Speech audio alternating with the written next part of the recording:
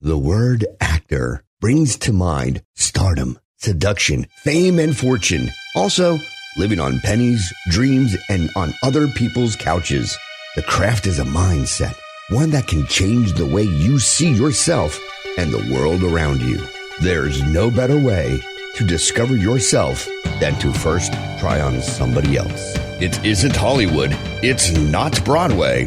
This is Riddlesbrood. So welcome to the Acting Out podcast. And now your host, Clyde P. Riddlesbrood. Hello, and thank you for taking a few moments of your busy schedule to listen to us here, the Riddlesbrood Touring Theater Company, and our Acting Out podcast. My name is Clyde P. Riddlesbrood, and I will be your host today, as usual. And we have a wonderful guest that I'd like to introduce. Her name is Eileen Morrison.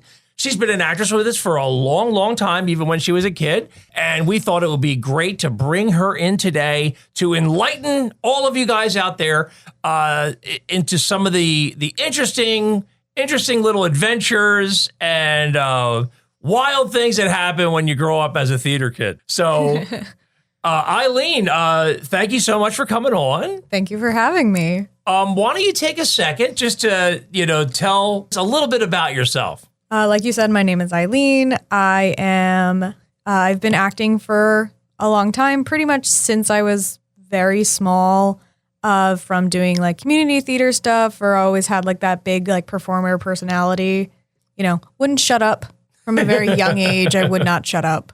How old are you right now? I'm 20. By the time this comes out, I'd be 23. Really? Oh, your birthday's really coming up that soon? April 8th. Wow. When did you think, or when do you remember your first show, like whatever it was in school? No, it was like my mom signed me up for this like theater camp. It was like a week, like a very mini, like through the community rec department. So Right. It was like a week of rehearsals, very little like couple scenes. And I had my lines and I memorized them. Not well, but I did it. Did your parents just want to put you in that as just a fun summer camp thing? Or was it, was there a reason they tried to go for a theater themed camp in particular? I was never a big sports kid. I did okay at school, but I wasn't like phenomenal. But I was pretty outgoing. I liked people. I liked talking to people. So I think it was something to get me more confident with that and to get me better at like that public speaking aspect. That's something that we hear that a lot. We definitely hear that. I'm trying to remember, what was the first show with Riddlesbrood that you got involved with? Christmas Carol. Okay. And then the next year, I think I did back-to-back Frankenstein Rocks, Christmas Carol, Harkin. So you were in the Harkin, and I think that's going back to like 2014. Yeah, so that sounds right. I was in middle school. Yeah, wow. So you probably were like, what, like 10, 9, something like that at the time? Like 12, maybe. I was in middle school. Well, you know what? That's really interesting. It just goes to show you like how long you've been kind of involved in doing these kind of shows. Do you know your parents, like when they brought you to, I think we were doing the shows at the Strand at the time, what it was about coming there, being involved in a main stage show, a community theater show? Do you remember what it was about that they thought would be particularly good for you? I think like they did it because I liked it. They let me keep doing it because I enjoyed it. It was outside of school, so it was different people. And the nice thing I think about doing theater from such a young age is you get used to working with a lot of different ages. So now, like to this day, I'm very used to working with people significantly older than me. You go to when I was 12 and there's people in their 60s that I'm acting alongside of, and I'm also having conversations with them. Yeah. Outside of rehearsing. Yeah, I mean, I actually remember when you were little because I directed some of those shows. And I remember one of the things about you that I always liked was you were so spunky and loud, because, when you have a bunch of kids out there and you have like a few lines, just a few, but, they need to be said and they need to be able to be heard. Of course, most kids are like so quiet. Yeah. But we knew that if I gave you a line, you would stand up and it would be like loud. You were going to be. It was going to be. I was really excited to be there. Yeah, I was really excited to be there. So you tended to get disproportionately more lines than some of the other kids did, and that was always a lot of fun. When you got out of school, where did you go to college, and what were you studying to be? So I went to Kane University, and I was doing their rec therapy program. Yeah, I have my bachelor's now in recreation therapy. And you used to work with the Girl Scouts, right? Yeah. Yeah, I worked with Girl Scouts for a long time. And you were doing a lot of stuff with the kids there, right? Yeah. So you seem like you've always been working a lot with kids in one form or another. Oh, yeah. I've been working with kids since, I started babysitting when I was 12. So I had like a 3-year-old and like a 6-year-old. Well, yeah. I know that a lot of the parents, whenever they talk to us, they always say like one of the things that we liked about, bringing our kid into a program is they wanted them to meet new friends and also, get off the screen, get off the video game and get out of the house and actually engage with other kids their age, meet some new people that weren't in school. And I think another one of the really nice things is when you're a kid and you're plopped into a new kind of group of people, it's kind of an opportunity to reinvent yourself a little bit. So like, for instance, if you're in your classroom and everybody knows you and they have known you since you were in kindergarten, it's kind of hard to break out of that. Oh, yeah. But when you're in a new group, they don't know you. So they are only going to know you based on how you are acting then.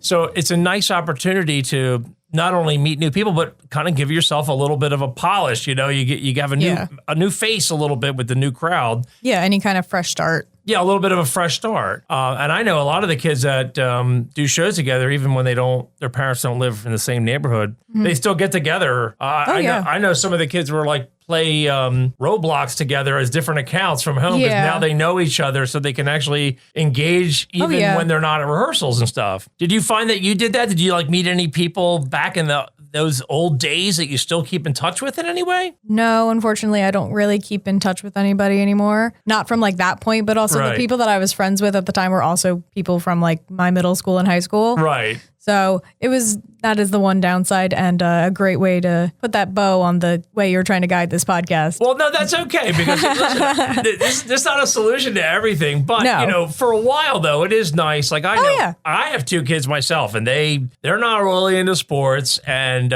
sometimes I got them in a show here and there. But a lot of times, they're not like dying to do anything. They don't want to go to a club. They don't want to, they enjoyed summer camp, but they're always looking for something to do. Yeah. So as a parent, you're like, okay, I can't just let this kid sit around all day and play video games. I got to get him out and got to make him do something, even if they don't want to. And the community theater thing was a nice way to do that. Yeah. And I've noticed that I've heard a lot of people say that. They're like, I just want them to meet some new friends. I just really want them to get out of the house. But I think it's interesting that you were involved in that as you're growing up. And then you got involved with Girl Scouts. And then, you were obviously now you're doing, recreational therapy, which is obviously a very hands-on, very interpersonal. Yeah. What was it that made you attracted to that as a career? So out of high school, I had no idea what I wanted to do. I didn't have a real direction, but I knew I wanted to go to college. So I did community college first. I graduated from that. I hit what would be like my junior year. I needed a major because it would have been my junior year. And I really just looked through all the programs and I figured out what it was, did a little bit of research on it. And I thought it was a really cool thing. It's adjacent to healthcare in the way that I say. It's not healthcare, but it's something where I felt like I could make a positive impact in people's days. I know they do say healthcare is obviously always a very good lucrative career to be in. Now you just recently graduated, right? Yes. So when do you think you're going to start jumping into that industry? Are you still looking around? Have you found anything yet? Well, right now I'm in the process of studying for my certification exam to actually practice. That happens in May. So then after that, I'll probably give myself, I have enough work right now where I'm okay to kind of explore for a month, like a few months. And then I think then I'll start getting serious. Well, that's a nice segue because the one thing that I think everybody would want to know is that even though you were involved in the community theater when you were a kid, now you're 23, and you've been over the last couple of years doing some of our tours as an adult. Yeah. Driving to shows, learning different parts and actually making money instead of just, being in it as a community theater kid. Yeah. Now you can actually make a couple bucks, as a nice part-time thing. What was it that made you want to make the leap from community theater to actually doing more professional paid stuff here and there? It kind of just fell into itself, if that makes sense. I went back to do your community theater stuff because I remembered liking it when I was a kid. And then, while I was in high school, it didn't work because I was doing shows there. And then your thing with the Strand ended up not being a thing. So it would have been too much for like my parents to bring me to rehearsals there. Right. I was 19 when I started back in. So, I could drive. I had a not terribly consistent car. Right. Because 19, but consistent enough where I could get 45 minutes away from my house. Right. Yeah.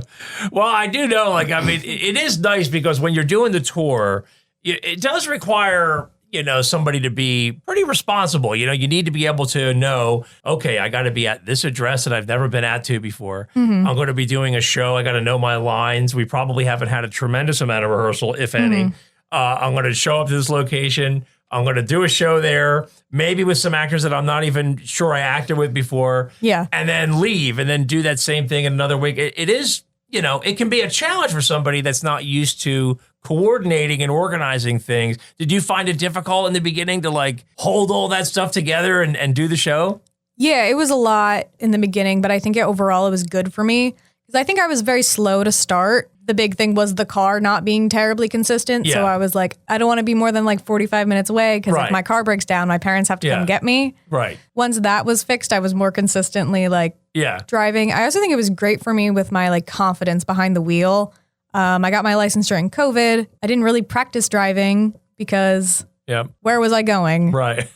So there was nowhere to go. So I didn't really practice driving until I was a licensed driver. So that was good for me to go. I have to be somewhere at this time. I'll give myself extra time to be there, but I have to be there. So it was good. Got me used to highways, got me used to places that I wasn't familiar with. And now I'm able to drive up. I'm going to Vermont this summer and Olcott, New York. So yeah. And I'm going to Salem by myself. So stuff like that, I don't think I would be able to do that. Yeah. If it wasn't for just, I have to do this. This is my job now. I have to take it seriously. I have to be there on time. It's great to hear that because, I do notice with a lot of young folks that have come up recently, maybe the last 4 or 5 years, that there does seem to be a lot more fear of driving or fear of driving far or that kind of stuff, which was very different from me. As a Gen X guy, when we grew up, we could not wait to get our license. We were dying to get our license and drive anywhere. Yeah. But it's definitely changed. But the one interesting thing is, being involved in this really does kind of force people to really gain a lot more confidence and control over their freedom. Because when you have a car and you can drive anywhere you want, that's freedom. And you don't want to try to back away from that because of fear. You want to try to overcome that. And I think you do some other stuff with a pirate group? Yeah. I'm involved with a pirate Ren Fair group, which is a lot of fun. And that's something too, it was a connection through this. Yeah. One of our actors is also involved in that. He gave me the contact information. I did a trial gig. It ended up working out. And that's a lot of how I am traveled so far now. And you guys drive around quite a bit too, right? I think they do pirate festivals around New Jersey and maybe even New York and stuff. They're all over the place. What was the last, I guess it's springtime now, so they're probably just getting ready to start up again? Yep. Rehearsing is a thing with them just starting up now. Now, other than Riddlesbrood and Pirates, has there been any other little entertainment-related kind of little side gigs you've been able to jump into? No, I'm looking. I've explored a couple things. I'm auditioning something this summer to see if that works out as a swing. So that'll be nice. If that goes through, that'll be a nice return to traditional main stage. Right. Because I do miss that. Yeah. There's something about that, they can see me, but I can't see them. Right, and I just have to imagine. And there is that feeling that as much as I enjoyed the touring shows, it's not the same kind of Even the ones that we do outside of the experience. festival are not quite like a main stage show. They're still very intimate, Yeah. you know? Yeah. If I can get back to that a little bit, I think that would be really cool. We'll see. Well, I mean, that's great. And I like how you mentioned that, you got the pirate gig through doing some of our shows. Mm-hmm. That's actually a really important thing, which is networking. Oh, yeah. And, I always say this to some, young actors or actresses that are trying to get their foot in the door. I say, listen, the best thing is just to do stuff because you're bound to meet, even if you're doing a gig and it's like you hate the show or you don't like this person or whatever it is, sometimes just being involved, you're bound to meet a couple other like-minded people there, and then they can say, hey, you know what? We're doing a Ren Fair over here. You want to do the Ren Fair? Or, hey, we're doing another show over here. Do you feel like maybe kind of being involved in a few different things has really opened some doors? Yeah, it's definitely a thing where everybody knows everybody. Yeah. I've seen now, even when I go through and do, if I go see a show locally, I'm like, I feel like I've seen that person before. Like, it's a small town. It is a small world that way. Yeah, it is. Like, it's a small world in like that tri-state area. Like, I've seen people. Yeah. It's very interesting to know that. I mean, I think the funny thing is there's a lot of other actors and actresses that have, that would audition and come into a show, and then they would tell me about other groups. And I always, I know, so I've been involved with this so long. I just know all the other groups and a lot of the actors. And it is funny how they all know, everybody kind of knows each other, kind of like the Kevin Bacon, 3 steps removed kind of thing. Oh, yeah, absolutely. And the funny thing is jokes seem to migrate. Like, if somebody comes up with a really good joke, I'll notice like somebody else sees it now. I'm like, wait a minute, how did they know that joke? Yeah. Jokes are like an infection. They spread. Oh, yeah. Well, you know what? The one thing I was going to ask you too is do you find it really helpful that you have the ability to do, a touring show here and there with some different little groups while you're like getting into your main career? It's kind of like an easier thing to do to make a couple bucks before you're actually doing a full-time job. Oh, absolutely. Even through while I was in school, because I worked all through college, and it was really beneficial. Like I joke with my family that, I have like 4 jobs, but the actual hours that I'm working is like a reasonable part-time job. Right. It just sounds funny if I'm like, I work 5 jobs or like however many, just because of acting and Girl Scouts. And then I ended up substitute teaching for a little while. And I had like a weird patchwork of schedules, but it also had the advantage of I could work all throughout my spring break, and I could work none during finals if I felt like I needed that like extra time. Yeah. And I had so much control over my schedule. It was really nice. Well, that's got to be nice too, because you have a lot of flexibility. Because if one job isn't, goes away for a while, okay, now I have some extra time, or, you can control it a lot more rather than just one 9-to-5 place where you're stuck. Yeah, absolutely.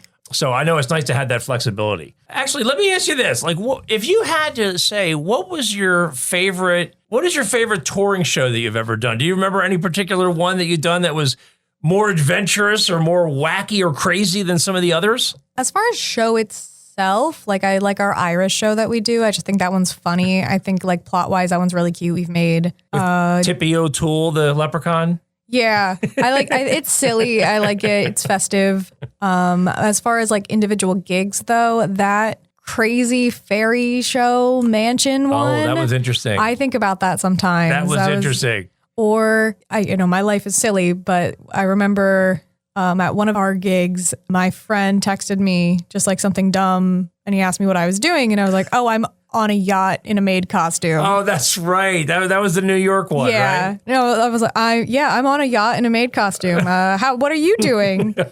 I'm eating a grilled cheese sandwich. Yeah. Good for you. We have different lives right now. It was funny. Yeah, I mean, I remember that. I mean, it is funny how you realize, wait, what am I doing? I'm riding around on the Hudson. Yeah, you like zone in. Yeah, the Statue of Liberty is like right over there. I'm taking pictures with it. And I'm dressed as Sherlock Holmes walking around, or I'm dressed as a maid. Yeah. Or like at the fairy show gig, I'm walking around my coworker on a leash. Yeah. That's right. And it's like, and I got paid. And it was a thing. Well, it was a time. He probably enjoyed being walked around on a leash, but we won't need to go there. Yeah, who knows? I mean, there's a lot of fun things that do sometimes just make you go, what the heck? Yeah. I mean, there's definitely been some wacky shows that we've done over the years. You didn't do any of the ones on the steamboat, did you? That we did? No, I don't think so. How about? I don't remember that. I forget if you. No, I'm trying to remember some of the other ones that. But you do a lot of shows over at the Mathis house, because I know that's close to you. It is. Right? It's close to me, so it works out. Well, that's a little bit of a different kind of place, because it's in a totally different environment. Instead of having one big room where we do the show, we move from room to room. That's got to be challenging. What do you think? How does that work out? I really like doing them there. They're weird. And because of the new space or because of the different space, we have to like reconfigure it a little bit. Right. As far as like who does what. But I think it's like a really great way to like hone a craft to like, oh, that joke killed in this one room. Right. So it's like knowing and remembering like your 3 different audiences of like, oh, this room really likes dirty jokes. We'll tell dirty jokes in this room, or like, oh, this room they don't like that. They don't like room, us in this room. We're just going to keep this quick and simple, get to the point and get out, because they don't, I don't know why they thought what they thought they were coming to, but they are not having it with any of us. And then the other room is like, oh, there's like 5 children in this room. Okay, I guess this is the kids friendly one. Right. It is funny how, like, it's weird how each room has its own personality. Yeah. You know, it's really funny how like you go into one room and you're one character. And that is, I think, an amazing lesson for an actor. Yeah. Because they can't just rely on their stock training. Mm-hmm. You know, you're going in there and you're kind of going in naked a little bit because, you know, they're only a foot from you. Yeah. And if you tell a joke and it dies, they just look at you and you're like, hey. Yeah. So you like have to acknowledge that the joke didn't land. Right. You just got to come up with a whoosh. quick, Wow. All right, I won't do that again. Anyway. Yeah, moving on. Yeah. But dodging waitresses while they're trying to work their tables. But it is very fun though, because like you can after a while you're like, I know this will work here. Yeah. And I know it won't work in the next room, but you come in and you're using the same lines, but at the same time you're altering and shifting and spinning your character to try to fit the personality of that room, which is really unique. You know, you don't get that same thing when you have a big audience. Like last night we were doing the Irish show last night. Yeah. And it was a great crowd. It was like 200 people. It was a big fundraiser for a Catholic church. And they were ready to have fun. They were drinking and all. But they were such a big crowd, and they were in a gymnasium, and the tables were really spread apart. And we knew that was going to be tough. Yeah. Because when they're that spread apart, what happens is the intimacy goes away, and they just started talking and talking and talking. Yeah. So we're turning up the speakers, turning up the mics, and they just talk and talk. So in an environment like that, you could do the best you can, but at a certain point, you just got to put your head down and just go, because they're not going to, once you lose them that way, it's really hard to get them back. And if they just want to talk. The other thing, too, is they didn't know they were going to see a murder mystery. It was like a surprise. So that's terrible. Yeah, so when that ever happens, it makes it really tough. That's why whenever I get a client that says, oh, it's going to be a surprise, I always say, listen, make it a surprise for the birthday boy or the birthday girl, but don't make it a surprise to everyone. It can sometimes work against you. Yeah. But yeah, the people like to know what they're going out to do that night. Oh, yeah. Quick question, too. Like, do you remember, maybe other than Riddlesbrood, another show that you did with another group that was, kind of interesting in its own way, like really fun and cool? Let me think. Well, so I actually was very involved in theater while I was in college. I was in my college improv troupe, and that was a lot of fun, because the best part of that was none of us liked improv. Like, improv comedy was not really any of our things, so we did murder mysteries or choose your own adventure type shows with that, and that was really cool. And especially like a black box kind of theater thing. Yeah, kind of. Or we would rearrange furniture in classrooms. Okay. Because we weren't allowed in the black box because we wanted our shows to be free. Right. Well, that makes a lot of sense. I mean, a lot of people in college, they experiment and do a lot. A lot of the first actors in Riddlesbrood were people that I knew from Rowan when I went to college there. Let me ask you this. Being that you're 23 years old and you're still doing it here and there, what would you say to an aspiring young actress or somebody that's maybe 18, 19, trying to get their foot in the door, says, I'd really like to do something, but I don't even know where to begin or if it's for me. What might you want to say to them to encourage them to maybe explore this as an option? So I think it's important to remember, I feel like I'm very different from a lot of the actors that I know who are doing this 100%. This is their job. They're going to patchwork their schedule. They're going to work on it. And I think it's important to remember, that's great. If that's the lifestyle that you want to live, that wasn't the lifestyle I wanted to pursue. You can still do it without it being a full-time thing. And you can even do it. I am very fortunate that acting has become the hobby that pays for itself. Right.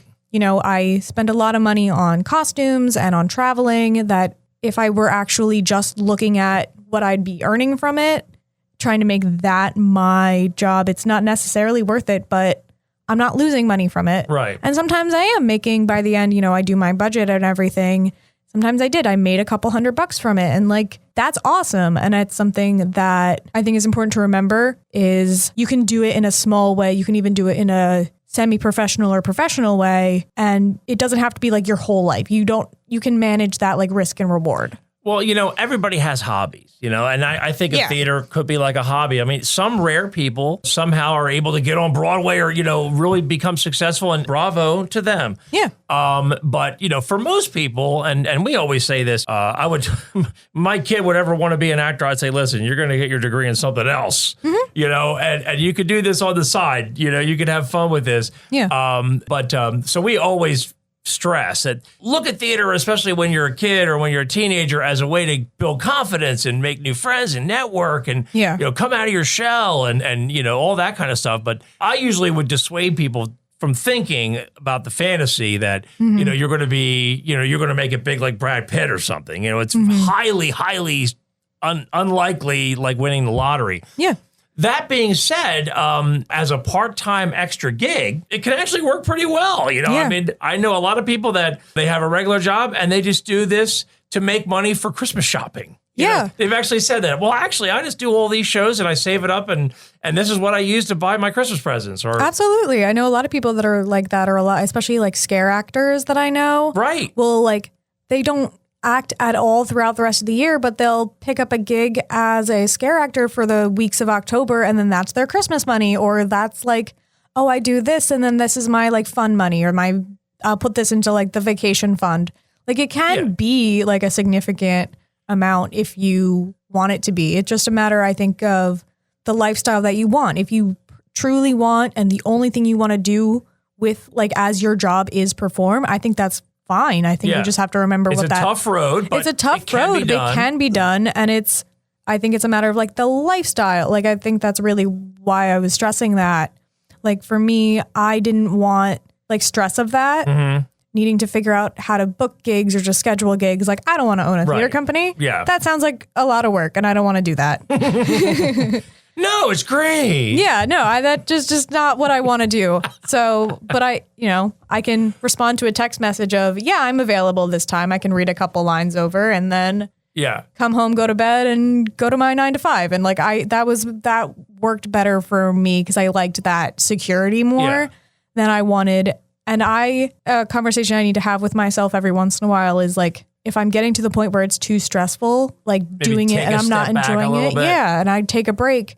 Because acting for me is still my hobby. It's something I'm passionate about. Right. But if I don't want to treat it 100% like work. Well, it's all based on somebody's personality too. Absolutely. Like I know me personally, I hated to do regular 9 to 5 jobs. I hated being in a cubicle. I hated working at a bank. There's so many times. And I just hated the idea that I'm driving, I'm parking, and I'm in a building all day long. And then I get off and I'm in traffic. And then I get home and I have a few hours to do something before I go to sleep and do it all over again. That's fair. I enjoyed the freedom of being able to be able to work at many different venues and many different groups. Yeah. There is, of course, stress in that, and there's more uncertainty, and you have to be able to deal with that uncertainty, and sometimes it's difficult. But if you know that going into it, and know there's a trade-off, there's security or with maybe some stability and money, and then there's more freedom and maybe more insecurity and less money, depending on where you're at in your life, one or the other might be better. Yeah, absolutely. Well, you know what? This was a lot of fun. Thank you so much, Eileen. I appreciate you coming in today. Thank you again for having me. Thanks for tuning in. Again, my name is Clyde P. Riddlesbrood. Remember, we have lots of different touring theater shows all over New Jersey, Pennsylvania, New York, and Delaware, and sometimes even further. So if you're interested in being an actor or an actress and you want to get your foot in the door, I would say please take a look at our website, riddlesbrood.com. Auditions. It's a lot of fun. You won't regret it. Thanks for tuning in today, and we always have one new podcast coming out once a month. Tune into the next one, too. So thank you so much. Clyde P. Riddlesbrood signing off.